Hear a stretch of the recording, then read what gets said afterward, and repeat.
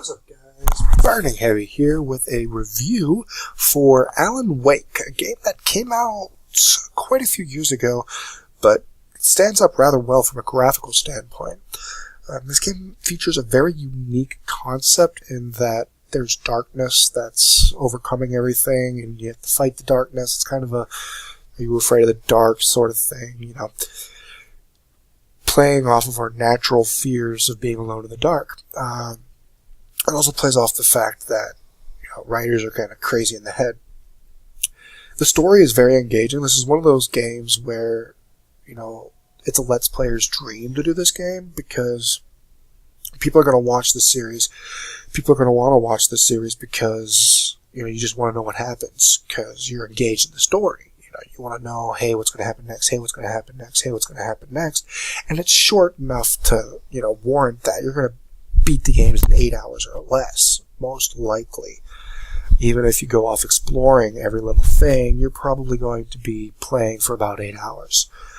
This game does feature some minor exploring elements, you know, looking for more ammo and stuff, but it's mostly linear, which in a game like this, open world doesn't make sense. You know, there's a set path. It's very story driven, and in a game this story driven, you don't really want to have the wide open world, all the distractions. You know, you want straight to the point, blah blah blah.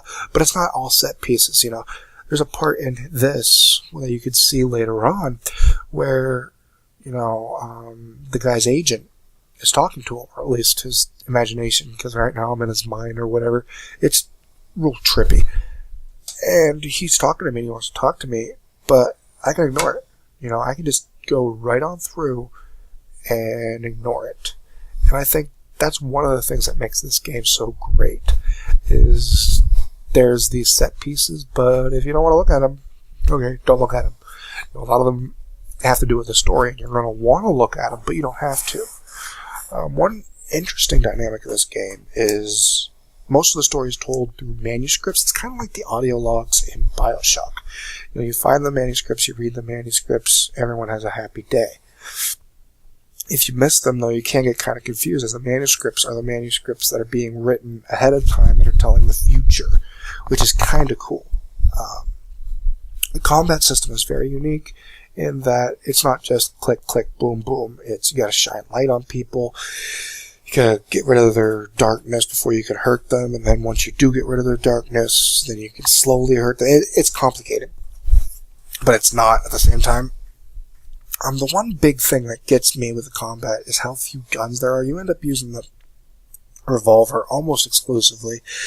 You know, you get a shotgun and a hunting rifle, that's about it.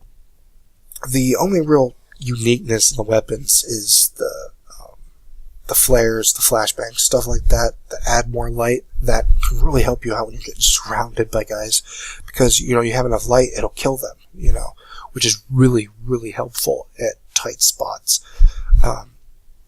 But overall, the weapons, it's boring. You know, there's only like 2 or 3 different kinds of flashlights. I'd like more, but we're not really here for the combat, although it's unique. You're here for the story, which is excellent. And that's why I'm trying not to show too many spoilers in here. You know, pretty much the only thing I think is in here is it's a trippy mindfuck, which, if you didn't know that about Alan Wake, you haven't really done much homework. But, you know, overall, this is a decent game, but it also has a difficulty curve that smacks you right in the face. It goes from about as easy as, you know, putt-putt saves the world, to Dark Souls hard in like 20 seconds. And you can see here, I die like 3 times in the same spot, you know, and that's unfortunate, because I want to get engrossed, I want to keep playing, but I'm dying over and over and over again to things that I consider bullshit, because it's like, right, well, I don't have the strength to fight, I was like, I have to run away, but they catch up to me and I can't dodge. That's wonderful, exactly what I want. So it gives you the uneasiness of, hey, I can't really fight these guys, but it doesn't really execute that well because they catch you too easily.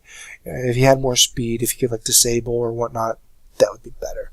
But this has been Burning Heavy, reviewing Alan Wake in as quick as possible.